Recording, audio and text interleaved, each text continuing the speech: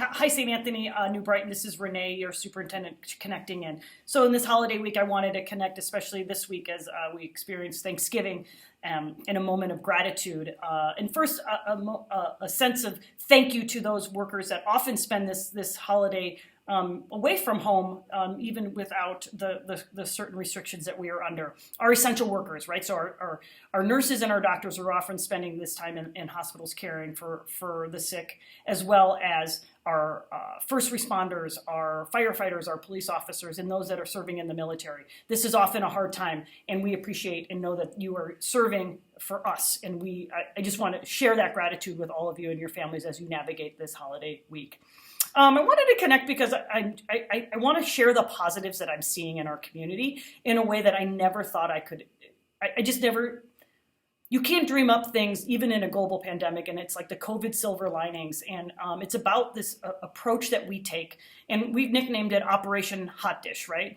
Our collaborative, as well as our school and our city, are really seeing what we can do together as we navigate COVID in this pandemic. And what I want to outline what I mean by this, right? So what do you mean Operation Hot Dish? Well, as people are experiencing trouble or experiencing hardship in their life, especially in Minnesota, people show up with Hot Dish, right? They show up with this and they say, here, we're going to show our love by giving you some tater tot Hot Dish. And last spring in March, there was a lot of Hot Dish given out. There was so much love being shown, right? People were talking and indicating their care for others.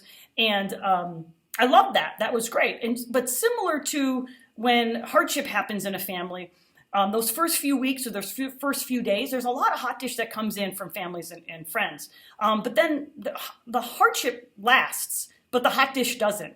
And so people are still feeling those pains, but there's maybe not as much connection made. And what I've noticed is that people have talked about this pandemic fatigue, or people are sick and tired of it, and people are kind of getting maybe more cynical or negative, but I don't see that happening in St. Anthony. What I see happening in our community in St. Anthony, New Brighton, is that we are choosing to double down on Hot Dish. Like, we are sending out more love and connection to each other in a way that I think is just super special. And examples of that, I know, I've experienced it. People sending little treats and gifts with notes of encouragement, not just like typed or text, but like handwritten notes that are left on doorsteps, treats like Little Debbie's with snacks in it, not just to their friends, but to people that are just in the community that they know need something. There are, Sanby and WPPA gave a $10 gift card to every St. Anthony New Brighton employee. Our community service staff is saying, you know what, we need to reach out to our parents. And so we're doing Zoom parent workshops on how to parent during a pandemic. We have whole streets that say, you know what, let's as a street come together and donate to Nourish 282 during this time. I have individual families that say, I want to help families in need. And so they donate to the school, like, I don't know, $25 gift cards to Cub, and they say to us, give those to the families that are in need. We have people who are reaching out through Facebook that say things like, hey, let's be a community that says, if you need something, put it here, and if you have something, give it. Like, this is the magic, and this is what creates a healthy community. When we choose to be positive, when we choose to love each other, even when it's hard. And what we have learned, and like, this is like psychology and sociology, is that when we choose to be grateful and to give, we end up being healthier. We end up being feeling safer. And that's what I am sensing. We are given more Hot Dish, even when things were hard. Those thank you cards, hundreds of thank you cards made by a single family, not just written, but made. Those are the things that are special. And I want to thank you and let you know that I don't just feel that as your superintendent, but I feel that as a citizen of our community. And I want us to keep doubling down on Hot Dish.